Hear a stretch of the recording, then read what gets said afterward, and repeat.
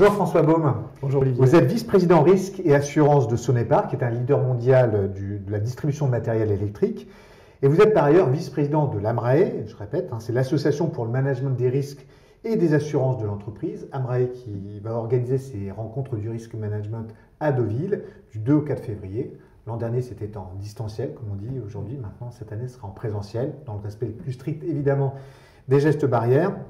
Alors, en 2021, parmi les membres du club des experts de la sécurité de l'information et du numérique, le CESIN, qui fait un peu autorité dans le milieu de l'informatique, plus d'une entreprise sur deux, plus d'un membre sur deux a déclaré avoir subi entre 1 et 3 cyberattaques au cours de l'année.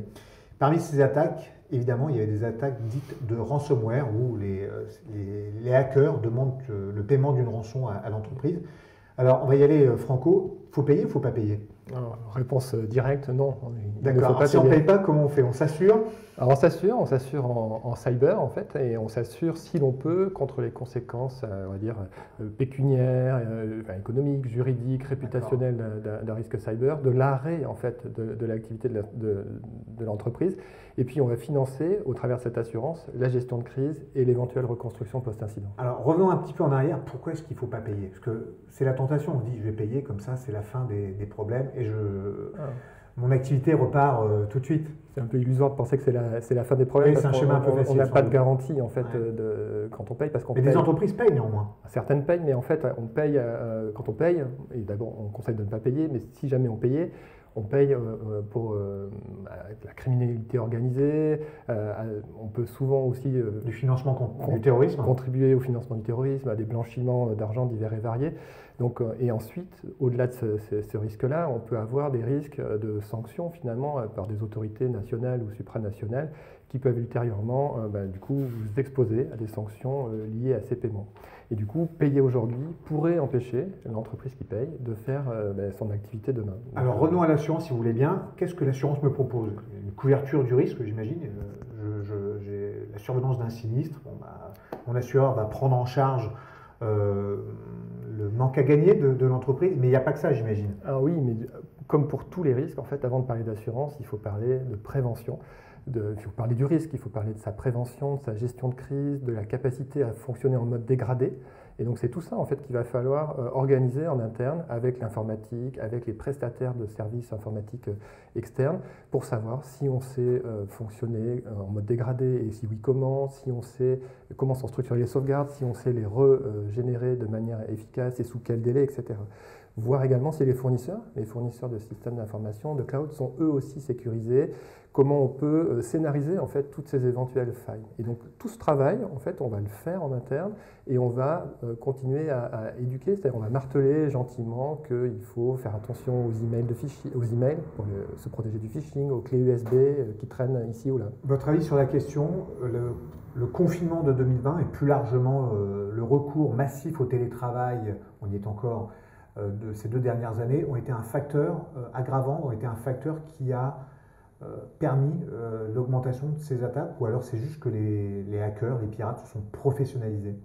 Je pense que le confinement, le télétravail qui s'en est suivi et qui continue encore aujourd'hui, pour les entreprises qui s'y étaient préparées, ça n'a pas forcément changé la face des choses. Mais oui, c'est vrai, les hackers, pour le coup, eux, en ont profité parce que ça peut potentiellement créer des brèches dans l'infrastructure de sécurité de l'entreprise. Alors admettons, malgré toutes les mesures de prévention que j'ai pu prendre, moi, chef d'entreprise, même si je ne le suis pas, je suis paralysé, j'ai été attaqué, je suis paralysé. Qu'est-ce qu'il faut faire dans ces cas-là? Dans ces cas-là, on reprend le papier, les carnets d'adresses qu'on a pré-imprimés et qu'on a gardés. C'est retour à la première partie du XXe siècle. Voilà, exactement, en attendant que tout puisse redémarrer. Et donc on s'est préparé, on sait qui on peut envoyer, par exemple, ouvrir telle ou telle vanne qui était commandée par le système d'information et qui du coup n'est plus commandée. Donc tout ça, en fait, a été créé, constitué, pré-organisé par les équipes internes.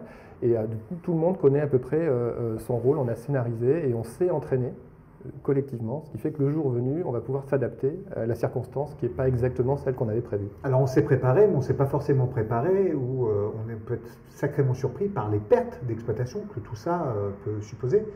Et ça, comment on fait dans ces cas-là? Ça, c'est à nous, risk managers, finalement, d'anticiper ça en amont, d'évaluer, d'estimer le potentiel de perte, la durée d'interruption, les différentes typologies de conséquences. Donc on chiffre les éventuelles pertes à blanc. On construit des scénarios. On construit des scénarios et on se dit si ceci se passe, et avec éventuellement des potentiels cumuls, combien cela pourrait coûter en termes de chiffre d'affaires, de perte de marge. Et avec tous ces éléments-là, l'analyse amont, la prévention, l'entraînement, la gestion de crise qu'on a pu mettre en place, etc., on peut ensuite aller voir son assureur et son courtier. Alors précisément l'assureur, vous avez parlé de prévention, de plan de continuité d'activité. J'ai cru comprendre que les relations étaient un petit peu compliquées entre les clients, les entreprises et les assureurs.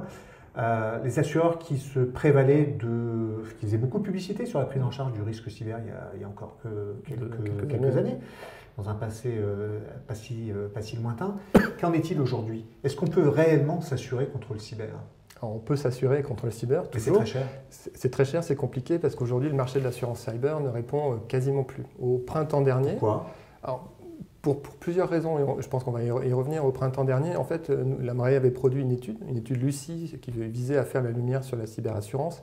Et cette étude visait à appréhender le volume de primes, les typologies, qui s'assure comment, les sinistres, les sinistres réglés, les sinistres payés, évalués, etc. Qui s'assurait à cette époque-là? C'était essentiellement des grands groupes ou Alors, oui, il y avait aussi des PME? 9 entreprises l'étude a montré que 9 grands groupes ou grandes entreprises sur 10 s'assuraient, mais pour des montants finalement très faibles au regard de leur exposition et de leur chiffre d'affaires. Ouais.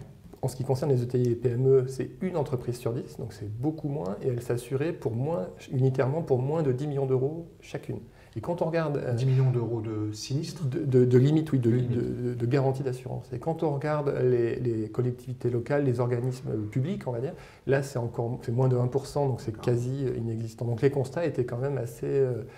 édifiant et d'une certaine manière un peu accablant. Et c'est du fait de ces constats-là que les assureurs désertent, si je puis dire, ce territoire de chasse, de commercialisation. Oui, c'est un peu l'affliction en 2022. À ce point-là, l'affliction. Oui, à ce point-là, parce qu'aujourd'hui, en 2022, les assureurs en fait n'assurent plus le risque cyber. C'est même plus une question de prix en fait. La matière assurable est devenue trop grosse, trop significative pour eux, et du coup, ils n'ont plus d'appétit. C'est-à-dire, ils veulent plus de ce risque-là ou moins, et du coup, les capacités disponibles diminuent. Un risque trop élevé et en face, trop peu de garanties. Exactement. L'offre s'est compressée en fait. Alors que font des entreprises comme la vôtre, comme Sonepar ou d'autres pour faire face à ce défaut des assureurs? Avec une partie de la prime que du coup on ne peut pas verser à l'assureur, ces entreprises investissent encore plus fortement dans le renforcement de leur défense, de leur politique de prévention, en sécurité informatique, en préparation de gestion de crise, en formation, etc. et en sensibilisation.